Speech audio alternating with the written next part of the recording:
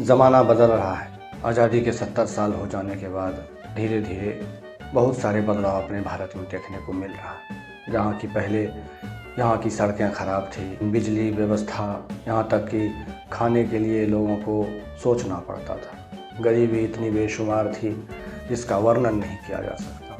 और जैसे जैसे समय बीतता गया हमारा भारत विकसित होता चला गया। पहले लोग पढ़ाई में कम ध्यान दिया करते थे।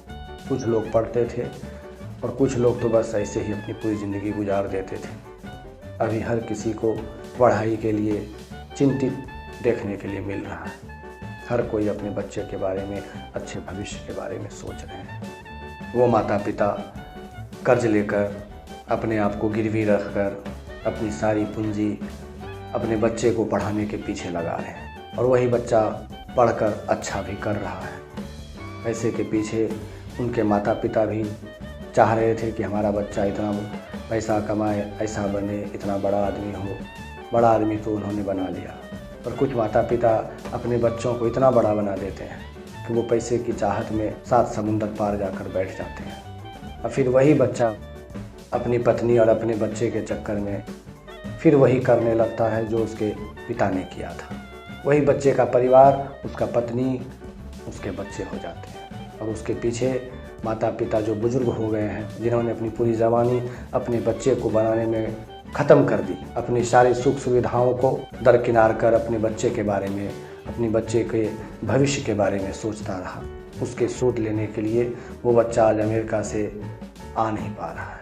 ऐसे बहुत सारे घटनाएं आपको देखने को मिलेंगे अगर आप गौर करेंगे। अगर आपके 4 बच्चे हैं, अब तो खैर 2 बच्चे 3 बच्चे काफ़ी हो गए, उनमें से अगर कोई कम भी पढ़ा लिखा हो तो इस बात का आपको अफसोस नहीं करना चाहिए। कम से कम आपके सामने तो वो रह रहा है। पर माता पिता को उन बच्चे के लेकर भी बहुत सारी तकलीफ़ें उनके मन में दबी हुई हैं कि हमारा ये बच्चा भी कुछ अच्छा कर ले। कितना अच्छा कर लेता।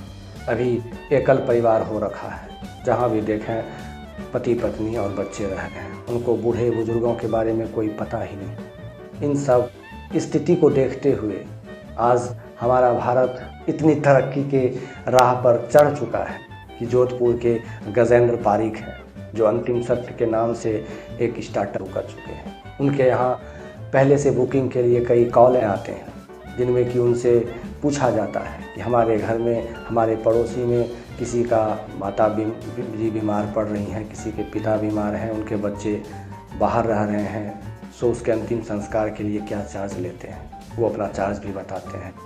एक व्यक्ति के अंतिम संस्कार के लिए 1 से 1.5 लाख रुपये तक का वो चार्ज करते हैं। उन्होंने रुदाली भी कर रखा है, जिसके घर में रोने के लिए कोई नहीं है, उनके लिए रोने का व्यवस्था भी वो करवा रहे हैं। और अब तो बच्चे इतने सयाने हो गए हैं कि अपना केस भी वो दान नहीं कर रहे हैं अपने माता पिता या अपने बुज़ुर्गों के लिए।